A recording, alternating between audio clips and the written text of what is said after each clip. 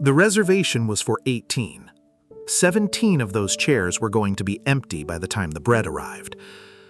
I am getting ahead of myself. Let me go back to the beginning. My name is Walter Fitzgerald. People have called me Wally since I was 8 years old, when a teacher at St. Brendan's School on Gallivan Boulevard in Dorchester decided that Walter was too formal for a boy with a cowlick and a stutter. The stutter went away. The name did not. I am 74 years old. I live in a single-family colonial on the Cedar Grove side of Dorchester, 3 blocks from the Nipissing River, in the house my wife Maureen and I bought in 1979 for $52,000, and which Zillow now tells me is worth roughly $900,000, which matters to no one, including me. I drove a Green Line trolley for 42 years, mostly the B branch to Boston College, sometimes the C to Cleveland Circle, never the E to Heath Street, because the E is its own kind of punishment, and I had seniority. I retired in 2024, 2 years ago, after 42 years of waking up at 4:30 in the morning to pull a streetcar out of the Riverside Yard. Maureen died in November of 2019. Pancreatic cancer, caught in August, gone by Thanksgiving, 3 months and 8 days from diagnosis to funeral. We had been married 44 years. We would have been married 50 on June the 14th, 2025. And that is where this story begins. I started planning the anniversary dinner in October of 2024. Not the date itself. The date had been planned, in some sense, for 50 years. I started planning the actual event. Here is what I wanted. A 4 o'clock memorial mass at St. Brendan's, in the church we had been married in on June 14, 1975, with Father Ryan, who had known Maureen for 30 years and who had buried her. Then a family dinner, 7 o'clock, at an Italian restaurant in Quincy called Grazia's that Maureen and I had been going to on anniversaries and birthdays and promotion nights and the occasional Tuesday in January since 1983. 18 people. Me, our 3 children, their spouses and ex-spouses who were still family, 7 grandchildren, 2 cousins of Maureen's who were more like sisters, Father Ryan because he had asked if he could come and I had said yes. I wanted to sit at a long table with the people I loved, and I wanted to say, at some point between the bread and the secondi, that Maureen O'Connor Fitzgerald was the best thing that ever happened to any of us, and that we were going to keep saying her name on Sundays and at birthdays and at this table, every year, for as long as I was alive to pay the check. That was the plan. I put down a $1,200 deposit at Grazia's on the 2nd of October. Nico, the manager, hugged me. Nico had known Maureen. Nico's mother, Conchetta, had helped Maureen pick out the flowers for our daughter Saban's wedding in 2005. I sent the save the date in the first week of November. My 3 children responded quickly. Declan, my oldest, 50 years old, mechanical engineer in San Diego, divorced from Katie 2 years ago and still not fully a person about it, responded in 4 minutes. Dad, that's wonderful. Counting the days. Bridget, 47, teaches 5th grade at a public school in the Ravenswood neighborhood of Chicago, married to David, who is a decent man and a decent husband, responded the next morning. Dad, of course. We'll fly in Friday. Siobhan, 44, marketing director at a biotech in Kendall Square in Cambridge, divorced in 2019 and has not dated since, lives in Brookline in an apartment Maureen and I co-signed the lease for when her marriage ended, responded that night. Dad, I wouldn't miss it. I forwarded the confirmations to Nico at Grazia's. I had the florist send me sample arrangements for the church. I hired a photographer because I had decided that the one thing I wanted from this anniversary was a group picture of everyone Maureen had loved at the table she had sat at across 42 years of our marriage, and that I was going to print that picture and hang it in the dining room and look at it for whatever number of years I had left. From November through May, I planned. I did not know yet, sitting at the kitchen table in Cedar Grove in the late spring light, that by 9 o'clock on the night of June 14, 2025, I would be the only member of the Fitzgerald family at a table set for 18 in a restaurant in Quincy, and that Maureen's chair beside me would not be the only empty chair. The cancellations started on a Wednesday. Declan called at 11 in the morning on June 11th, 3 days before the dinner. My phone buzzed on the kitchen counter while I was reading the Globe. Dad, hey, listen, I've got a problem. What kind of problem, son? The Denver conference, the one I told you about last month? They've moved the keynote to Saturday afternoon and I'm the presenter. I can't get out of it. I flew back 2 weeks early from the Singapore trip to make sure Saturday would work, and now the schedule's shifted and I don't know what to do, Dad, but I can't make it. I did not say anything for a moment. I listened to the tone in my son's voice. Declan had always been a bad liar, even at 7, even when the thing he had done was small and the lie was smaller. I said, "Son, is there something else going on?" "What do you mean?" "I mean, is there something else?" "No, Dad, it's just the conference. I'm sick about it. I am sick about it." He was talking too fast. I said, "All right, son." I did not push. A father of 50 years does not push a 50-year-old man. That is one of the rules I had learned late, with Declan particularly, which is that he shuts down under pressure and opens up under silence. I let him off the phone. I went back to the Globe. I did not read another word of it. Bridget called at 3 in the afternoon that same Wednesday. "Dad, I feel awful." "What happened?" "Rebecca's wedding." I knew Rebecca. Rebecca had been Bridget's roommate at Boston College in the 1990s. She lived in Minneapolis now. She was getting married to her second husband on the 14th, the same day as my dinner. Bridget had told me about the wedding in February and had said, "Dad, it's the same day, but it's Rebecca, and I told her I'm coming to Boston instead, and she was wonderful about it." She changed her mind. "No, Dad, she's been wonderful. It's me. I've been going back and forth about it. And Rebecca's my oldest friend. Her first husband was an absolute monster, and this is her redo. Dad, I don't know how to skip it." "Bridget." "Dad, I'm sorry." "Bridget, look at me. You can't look at me. But listen, are you choosing Rebecca over your mother's 50th? "Dad, please don't say it like that." "I am saying it exactly like that, Bridget, because that is what the choice is." She was quiet on the other end. Then she said, "Dad, I love you. I love Mom. I can't be the one who ruins Rebecca's day because of a dinner." I said, "It's not a dinner, Bridget. It is a mass for your mother and a dinner afterward, which I have told you about since November." "Dad, go to the wedding, Bridget."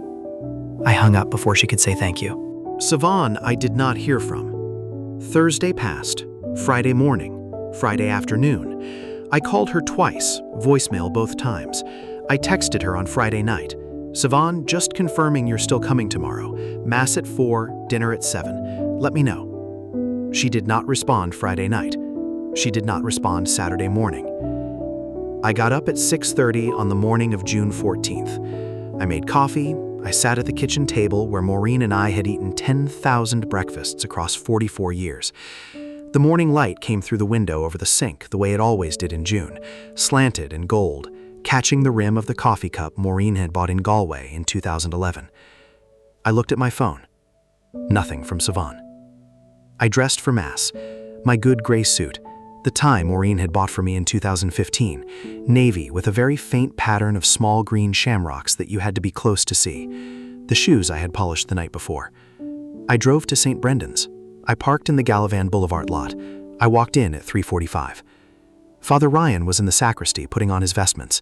He had known Maureen since 1988. He was 76. He had baptized 2 of my grandchildren, and he had, as I said, buried my wife. "Wally, you alone?" "I am alone, Father." He did not ask why. He put his hand on my shoulder. He said, "Let's say the Mass." The church was not empty.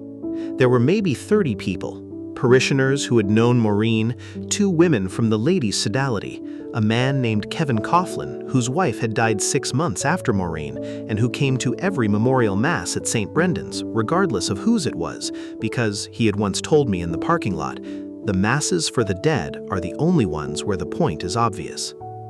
Father Ryan said the Mass for Maureen. He read the Gospel. He preached a short homily about the way a marriage becomes, over 50 years, less a partnership between 2 people and more a single thing that breathes in 2 chests. He did not say Maureen's name more than he needed to. He did not make me cry.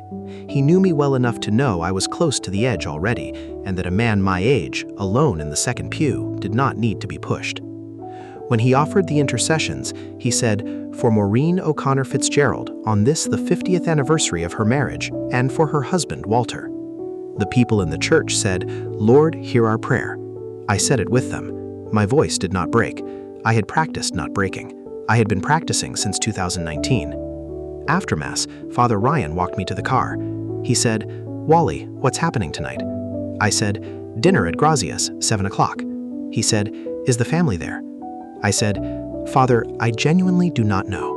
I drove from St. Brendan's to Grazia's in Quincy. It is a 15-minute drive. I took it slowly. I got there at 6:40. Nico met me at the door. Nico Pellegrino is 52 years old. He has managed Grazia's for 21 years. His mother Concetta, who is 78, had started the restaurant with his father in 1974 and still came in 3 nights a week to roll gnocchi in the back. Nico had known Maureen. He had known us as a couple since 1983. He had catered Saban's bridal shower in 2005. He had sent flowers to Maureen's wake. "Mr. Fitzgerald." "Nico, the table is ready. I put you at the window. Long table, 18 settings, the one you asked for." "Thank you, Nico." He looked at me. "Everyone coming on time, or are we waiting on stragglers?" I said, "Nico, I'll tell you the honest truth. I have had 2 cancellations from my 3 children, and I haven't heard from the 3rd. I paid the deposit in October. I am going to sit at that table either way. I will tell you in an hour whether I need the full 18 plates or not." Nico looked at me for what felt like a long time. He nodded. He said, "Sit down, Mr. Fitzgerald. I'll bring you a drink." He walked me to the table. 17 empty chairs. 1 for me. A white linen runner down the middle. A low arrangement of white roses, because Maureen had liked white roses, which I had told Nico in October, and which he had remembered. I sat down. At 6:53, my phone buzzed. Text message. Siobhan. "Dad, so sorry. Migraine. Killing me. Can't drive. Call you tomorrow. Next weekend dinner. Promise." I read it twice. I set the phone face down on the linen. I did not text her back. Not because I was angry, though I was, because I did not trust myself at that moment to write anything that would not say what I was going to need 3 days to figure out how to say, and there is no point putting a thing into a text message that needs 3 days to compose. At 7 o'clock, Nico came by with a glass of Chianti and a small plate of olives and bread. "On the house, Mr. Fitzgerald." "Nico, I am going to need to ask you something." "Yes." "None of my family is coming." "I'm sorry." "I paid for a dinner for 18. Can I get a box for the food when it's ready? I'll take it home." He did not answer me right away. He stood there. Then he said, "Mr. Fitzgerald, give me 5 minutes." He walked to the kitchen. I sat at the table alone, and I looked at the empty chairs, and I thought for a moment about what 50 years was, and what it had actually bought me, and whether the thing Maureen and I had built across those 50 years had been real, or had been a stage set we had mistaken for a house. Nico came back from the kitchen 7 minutes later. He did not come back alone. He had with him his mother Concetta, 78, short, silver-haired, in a black dress with a gold cross at the throat. He had the dishwasher Miguel, 34, Salvadoran, who had been at Grazia's for 6 years and who I had nodded to about 100 times across that span. He had a waitress named Keisha, 26, black, who was in her 2nd year at Quincy College nursing program and who I had tipped generously the last 3 times Maureen and I had eaten there because Maureen had liked her. And he had Aaron and Rochelle Goldstein. The Goldsteins were regulars at Grazia's. Aaron was 72, retired dentist, and Rochelle was 70, retired schoolteacher, and they had been married 44 years, and they ate at Grazia's every other Friday night in the booth by the bar. I knew them to nod to. I did not know them well. They had known Maureen to nod to. They came to my table. Nico said, "Mr. Fitzgerald, these are 17 empty chairs. We are going to fill 5 of them, if you will let us." I did not know what to say. Concetta sat down first, to my left, in the chair Maureen would have sat in. "Walter," she said, "I have known you 42 years. Tonight, you tell me about Maureen. The whole thing, start to finish. I have nowhere to be." Keisha sat to my right. Miguel sat across from me. He had taken off his apron. He looked nervous, the way a man who has crossed a border on foot at 22 looks nervous when someone in a gray suit asks him to sit at the head of a table. The Goldsteins took 2 chairs further down, next to each other, the way they always sat. Nico said, "I'm bringing food. Don't order. I know what to bring." He went to the kitchen. I sat there. I looked at these 5 strangers who were not quite strangers, who had filled 5 of 17 empty seats at a table meant for my family. Conchetta patted my hand. "Walter, start at the beginning. When did you meet her?" I looked at her. I looked at the white roses. I looked at Maureen's chair, the one Conchetta was now sitting in, which had stopped being empty the moment Conchetta had decided it should not be. I said, "I met Maureen O'Connor in September of 1973 at a dance at the Irish Social Club in Franklin Field. I was 21. She was 20. She was wearing a green dress. Her hair was down. She did not dance with me the first time I asked. She danced with me the second time." I paused. I took a breath. I said, "I married her in June of 1975 at St. Brendan's, 9 blocks from here on the other side of the Nepiscent." Conchetta nodded. "Go on," she said. I talked for 3 hours. I had not meant to. I had expected to talk for maybe 20 minutes, the way a man gives a eulogy, and then eat a plate of pasta, and then go home and close the door and sit in the dark for however long it took. Instead, I talked for 3 hours. I told Conchetta about the green dress. I told Keisha about how Maureen had decided at 17 that she was going to be a nurse, and about how she had worked at Kearney Hospital in Dorchester for 31 years in the pediatric ward, and about how at her retirement party in 2014, a woman in her 40s had driven in from Worcester specifically to hug Maureen and to tell her through tears that Maureen had sat with her when she was 9 years old and dying of a leukemia that had not killed her after all. I told Miguel about raising 3 children on a streetcar operator's salary, which was not a lot, and about how Maureen had stretched every dollar in the way that women who have stretched every dollar recognizing each other without saying anything, and about how our house had always been the one the neighborhood kids came to because Maureen would feed anyone who walked in, without questions, and the bread was free. I told the Goldsteins about the cancer, about the 3 months, about how the only thing Maureen had said 2 nights before she died that had sounded like advice was, "Wally, you have to let them find you. You can't go looking." I had not understood what she meant. I said so to the Goldsteins at the table in Grazia's 5 years after the fact. Rochelle Goldstein said, "I think you're understanding it right now." The food came in waves. Nico did not ask what I wanted. He brought bruschetta and calamari and a plate of burrata with grilled peaches that Conchetta had apparently made that afternoon. He brought pappardelle with short rib ragu. He brought chicken saltimbocca. He brought branzino whole on a platter, filleted at the table by Miguel, who apparently was also trained as a server, and who did it with the focus of a man performing a task that required attention. He brought tiramisu for 7. He brought espresso. He brought, at the end, a small glass of sambuca for each of us, even Miguel, who said he did not drink, but then drank his anyway, because this was a moment and he understood that.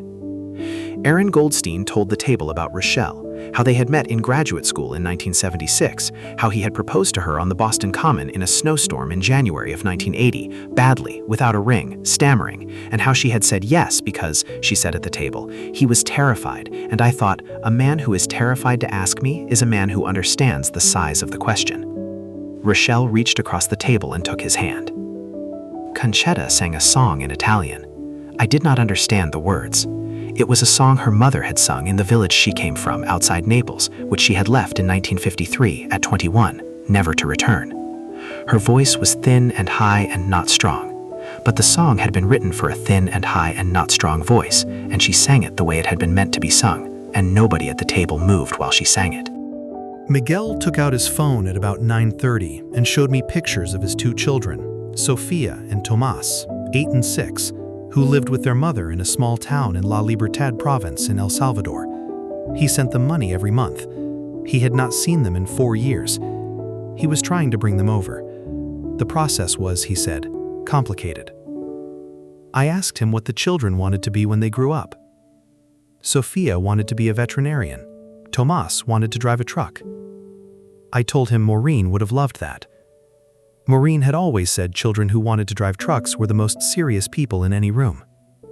Keisha told me about nursing school, about how her mother had been a home health aide in Mattapan for 20 years and had never had the chance to become an RN, and about how Keisha was doing the thing her mother had not been allowed to do, and about how hard the pathophysiology class was. I asked her whether she had enough sleep and enough to eat and enough to study with. She said yes. I was not sure I believed her. I made a mental note. At 10 o'clock, Nico came over. Mr. Fitzgerald. Nico. The kitchen is closed. The bill is paid. Your deposit covers everything tonight. There is no bill. I said, Nico, you fed 6 people who weren't on the reservation. Nico shrugged. Mr. Fitzgerald, tonight Grazia's is a family restaurant. Sometimes the family is different. I did not cry at the table. I cried in the truck on the way home, alone, on the Southeast Expressway heading north towards Cedar Grove. But that was later. I got home at 11:15. The house was dark. The dogs, Maureen and I had always had dogs, but the last one, Guinness, had died in 2022, and I had not gotten another, were not there to meet me. The front porch light was on because I had left it on. I sat at the kitchen table. I did not turn on the overhead light. I made a cup of tea, Irish breakfast, which Maureen had drunk every night before bed. I did not drink coffee in the evening. She had drunk tea. I had continued drinking tea in the evenings after she died because her cabinets had been full of it, and it had felt wrong to throw out tea she had bought. My phone was on the table. I looked at it. 3 messages. Sivan at 9:14. Dad, feeling a little better. Hope the dinner was okay. Love you. Declan at 9:47. Dad, wanted to check in. Hope tonight went well. Love to you. Bridget at 10:02. Dad, thinking of you. Rebecca's wedding was beautiful. I'll call you tomorrow. I did not respond to any of them. I drank my tea. I sat in the dark kitchen. I thought about what I was going to say to them, and when, and in what form. I thought about how you write a letter to 3 adult children, each of whom has not done something that cannot be undone, without saying anything you will regret, and without saying less than the truth, and without asking them for anything. Because one of the things I had figured out at the table at Grazia's, between the calamari and the branzino, was that I was not going to ask my children for anything anymore. On Monday morning, I got an email from my nephew, Brian. Brian is Declan's nephew on his mother's side, which is to say Brian's mother is Declan's ex-wife Katie's sister. Brian is 26. He works in San Francisco in something called product marketing. He is a good kid. He is the kind of kid who sends his 74-year-old great uncle a text on Father's Day without being asked. The email said, Uncle Wally, I don't know if anyone is going to tell you this, so I'm telling you. Declan is not in Denver. He is in Cabo. His Instagram went public for about 4 hours on Sunday morning, and he posted a picture of him and a woman named Lauren in a cabana at some resort. He took it down when he realized it was public, but a lot of people saw it. I thought you should know. I'm sorry. I love you. Don't tell him I told you. I read the email twice. I made more coffee. I sat at the kitchen table with the laptop open in front of me, looking at nothing, holding a cup of coffee that had gone cold 20 minutes earlier, thinking about how my oldest son had lied to me about Denver so that he could go to Cabo with a 28-year-old named Lauren who he had apparently been seeing since the divorce, who his family did not know about, who he was now hiding by lying about a keynote speech on the Saturday of his father's 50th anniversary. I did not reply to Brian. I did not reply to Declan. I did not do anything that Monday except sit with it. On Tuesday, I drove to Grazia's at 11 in the morning. The restaurant was closed. Nico was inside, doing paperwork at the bar. I knocked on the glass. He let me in. Mr. Fitzgerald. Nico, I need to ask you something. Anything. I said, can I come back on Wednesday night? Same table, same time, 7 o'clock. Just me to start. And then I am going to invite people. Who are you going to invite? I am going to invite the 5 people who sat with me on Saturday. Not all at once, one at a time. Whoever can come that week. Then the next week, someone else. Then the next week, maybe 2 of them, maybe 3. Nico looked at me. He said, "Mr. Fitzgerald, you want a standing reservation?" I said, "I want a standing reservation. Wednesdays at 7. Whoever shows up." He said, "How many seats?" I said, "Start with 4. We can add chairs." He said, "Done." I shook his hand. I walked back out to my truck in the Grazia's parking lot in Quincy at 11:45 on a Tuesday in June, and I sat in the cab for a minute before I started the engine, and I thought, this is the thing Maureen meant. This is what she was trying to tell me. You have to let them find you. You can't go looking. I wasn't going looking. I was setting a table. I wrote the letter to my children that night. I wrote it by hand on legal pads, 3 drafts across 3 hours. I did not put the cold things in. The things I was angry about did not belong in a letter. The things I was angry about belonged in a conversation, and the conversations would come when the conversations came. I wrote 1 letter. I made 3 copies. I addressed them to each child. The letter said, "Declan, Bridget, Sylvain, your mother was the glue. I did not know that. I thought I was the glue, and that she was the decoration. I had that exactly backwards. And I had it backwards for 44 years. And I had it backwards for 5 years after she died. And I figured it out on Saturday night at a table at Grazia's where none of you were. I am not writing this to make you feel bad. I am writing this to tell you what I have decided. I am not going to be the one who organizes the family anymore. Your mother did that, and I do not know how. I am not going to call you to tell you about Christmas and Easter and birthdays. I am not going to send save the dates for anniversaries. If you want to see me, you know where I live. I have been in the same house in Cedar Grove for 46 years. The porch light is on from 5 in the evening to 11 at night. I am usually home. I love you. I love you separately, and I love you together. I am not cutting you out of anything. I am not rewriting a will. I am not disinheriting anyone. Stop worrying about that if you are worrying about it. But I am not going to be the switchboard. That was your mother. It is not me. It was never me. And if you want to rebuild what she did, if you want to be a family that knows when each other's birthdays are, and who calls who on Sundays, and who shows up at an anniversary dinner that was planned for 8 months, you are going to have to figure out how to do it yourselves, together, without me in the middle. I will be at Grazia's every Wednesday night at 7 o'clock, starting next week. I will be there whether anyone else is there or not. I have a standing reservation. If any of you ever want to come, you do not need to call. You just come.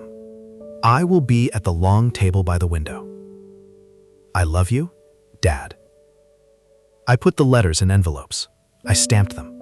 I mailed them on Wednesday morning, June 18th, 2025, at the post office on Gallivan Boulevard in Dorchester, 3 blocks from St. Brendan's, where I had stood alone in the second pew 4 days earlier. Then I drove to Grazia's. Nico had the table ready. He had put a place card, handwritten, on the chair Maureen would have sat in. It said, "Maureen, always." Conchetta was already there. I did not cry at the table. Week 1, Conchetta.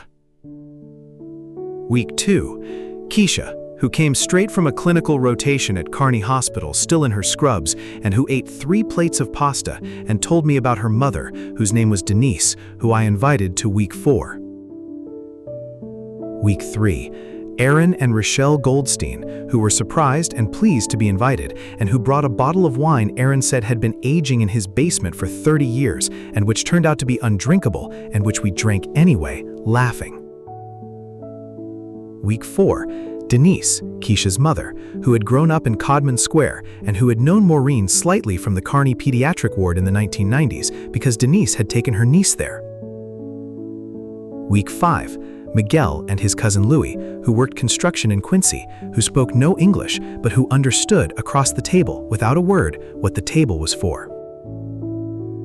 Week 6, Father Ryan, who I had finally called and told about Saturday, and who had said, "Wally, you should have called me that night," and who I had said, "Father, I am calling you now," and who had said, "Then I am coming Wednesday." By August, the table had grown from 4 seats to 8. By October, from 8 to 10. By Thanksgiving, we had added a second table for overflow. People called it the Wednesday table. I did not call it that. Other people did. It stuck. Sylvain came first, 2 weeks after the letter, end of June. She called on a Tuesday. She said, "Dad, can I come to Grazia's tomorrow night?" I said, "Sylvain, you do not have to call. You just come." She said, "Dad, I want to call." I said, "Then come." She came. She sat down at the Wednesday table between Conchetta and me. She wore a black dress. Her hair was pulled back. She did not look like she had slept. Conchetta looked at her once, took her in, and put a hand on her forearm, and Sylvain started to cry, and Conchetta did not move her hand, and neither of them said anything for maybe a full minute, while the rest of the table pretended to be interested in a basket of bread.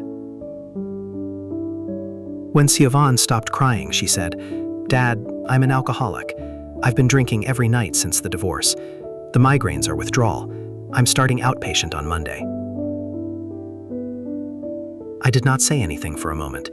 Then I said, "Okay, honey." She said, "Dad, I'm so sorry about Saturday." I said, "Sylvain, start Monday. That's Saturday's apology. Start Monday and go every day." She nodded. She stayed for dinner. She ate the calamari. Conchetta held her hand through dessert. She did not drink. Bridget came 6 weeks later, early August, flew in from Chicago for a weekend, Saturday arrival, Monday morning departure, with one midweek dinner at Grazia's on the Wednesday in between. She said she had taken a personal day to make the trip work. We sat at the Wednesday table. The Goldsteins were there, Miguel was there, Father Ryan was there. Bridget was nervous. She ordered the chicken saltimbocca. She barely ate. At the end of dinner, after dessert, she said, "Dad, can I talk to you alone?" We walked outside into the Grazia's parking lot. The night was warm. The expressway was a low roar to the north. She said, "Dad, Declan and I had a fight in December, a bad one. It was about Mom's estate. There was money, Dad, from the life insurance that didn't get distributed the way we'd agreed, and I said some things to him, and he said some things to me, and we haven't spoken in 7 months.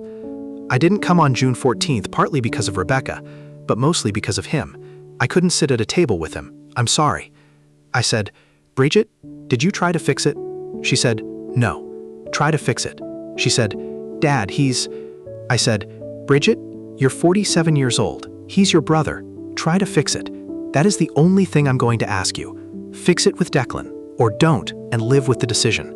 But stop making it my problem, because I am 74 and I am out of the business of managing the relationships between my adult children."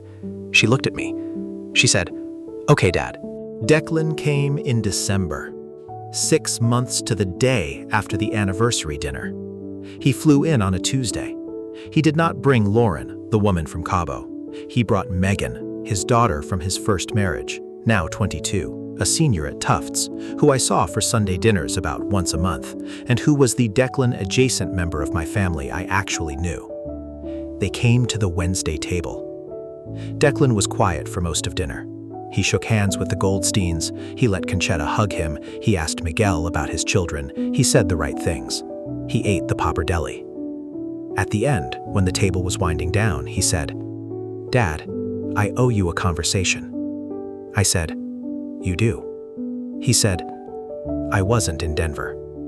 I said, "I know." He said, "I was in Cabo with Lauren, who I've been seeing since the divorce, who Katie doesn't know about, who Megan doesn't know about, who I have been lying to everyone about for about 2 years."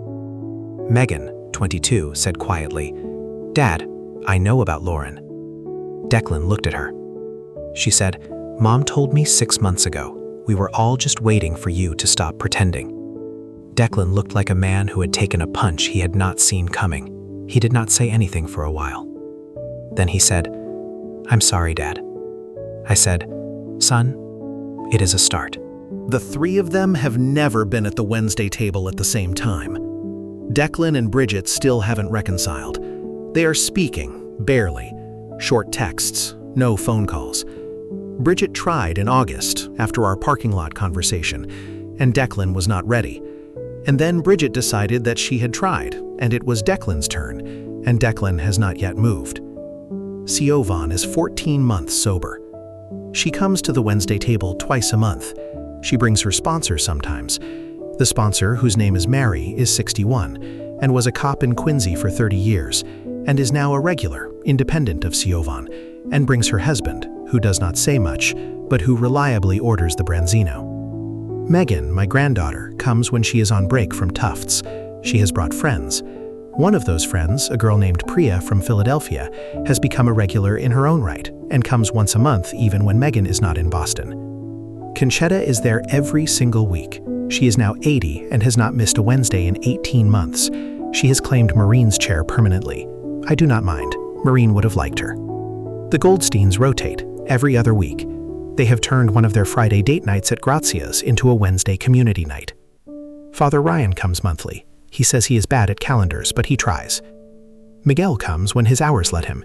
His children are, as of April, with him. Sophia the veterinarian and Tomas the future truck driver live with Miguel in a 2-bedroom in Quincy now. They come sometimes. Sophia is very quiet and very polite. Tomas eats a lot of bread. Last week, we had 19 at the table. I counted. 19. One more than my original reservation. I thought about that on the drive home, up the expressway, past the exit for St. Brendan's, past the Gallivan Boulevard lights, home to Cedar Grove. I thought about the first night, the 18 chairs that were supposed to be filled by blood, the 17 that were empty until 5 strangers sat in 5 of them, and the arithmetic of how we had gotten from 5 to 19 in 18 months, by not planning anything, by not asking anyone to come, by just setting a table on Wednesdays and leaving the porch light on.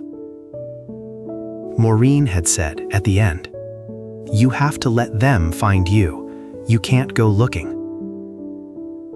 I had heard the first part and missed the second part. The finding is the thing that matters.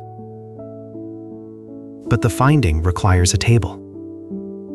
It requires a standing reservation at 7 o'clock on a Wednesday night at a restaurant in Quincy, set for an honest number of chairs that you are willing to fill with whoever shows up, without asking, without scolding, without keeping score.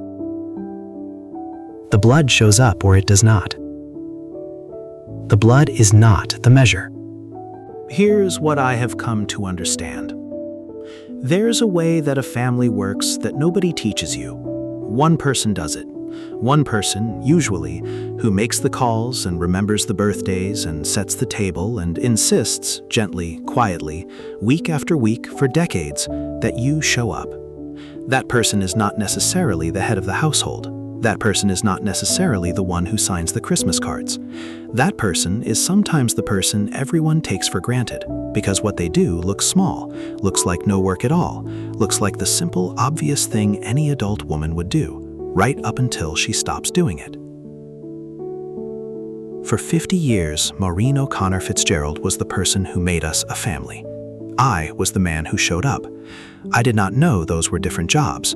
I thought the showing up was the family. I thought if I sat in the pew and signed the cards and paid the check, I was holding up my end.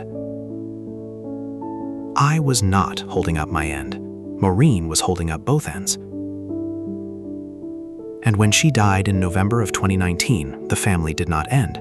It revealed what it had actually been.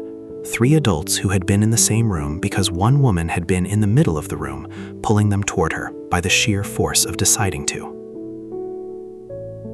She took the force with her. I am learning, at 74, that the people who show up for you are not always the ones whose names you wrote on a birth certificate. Sometimes they are the ones who fill 17 empty chairs in a restaurant in Quincy on the night you stop pretending. I turned 75 last week. Wednesday. Fitting. I had not told anyone it was my birthday.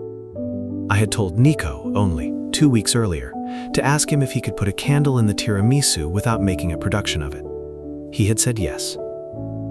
At 7 o'clock, I walked into Grazia's. 22 people were at the Wednesday table. Every single one of them was wearing something green, because Jovan had texted the group chat, which I did not know existed until that evening, and had asked everyone to wear green for Maureen, for the dress in September of 1973 at the Irish Social Club at Franklin Field. Megan was there. Jovan was there. Father Ryan was there. Conchetta was at Maureen's chair, as always, and she had a small wrapped package in her lap that turned out to be a framed photograph of me and Maureen at our wedding in June of 1975, taken from a copy she had apparently asked Jovan for 6 weeks earlier, and which she had had restored and framed in a gilt frame that looked like something from a church. Declan was not there. Bridget was not there. They had called me that morning, both of them, separately, to wish me a happy birthday. Bridget from Chicago. Declan from San Diego. Both of them for about 4 minutes. Both of them unable yet to be in the same room as each other, and therefore unable to be at the Wednesday table at the same time, and therefore, for now, mostly not there at all. I love them. I am waiting. I said a few words at the end of the meal. I did not stand. I am 75 and my back does not enjoy it when I stand to speak. I sat in my chair at the head of the table and I raised a glass of Chianti and I said, 50 years ago last June, I married a woman named Maureen O'Connor at St. Brendan's Church on Gallivan Boulevard in Dorchester. She is not here tonight. She has not been here for 6 years, and she has been, across those 6 years, the most consistent presence in every room I have walked into, every morning I have woken up, every Wednesday I have sat at this table. I planned a dinner for 18 on June 14th, 2025. 5 strangers, who are now not strangers, saved that dinner, who are now my family, who sat at this table tonight and every Wednesday since. The people who show up are the people who show up. Love is shown by appearing. Everything else is noise. To Maureen. The table said, to Maureen. Conchetta was crying, which she did at every Wednesday table without shame, and which was part of why the rest of us were allowed to. Jovan was on my right, 14 months sober, holding my hand. The porch light was on at home. If Declan or Bridget wanted to come, they knew where to find me. If this story has meant something to you, leave me a comment. Tell me where you're watching from. Tell me, if you want to, about the person in your life who was the glue, and whether you knew it while they were there. Hit the like button if you stayed with me this far. Subscribe if you want to know what comes next. There will be more stories. There will be more Wednesdays. Thank you for giving an old man your evening.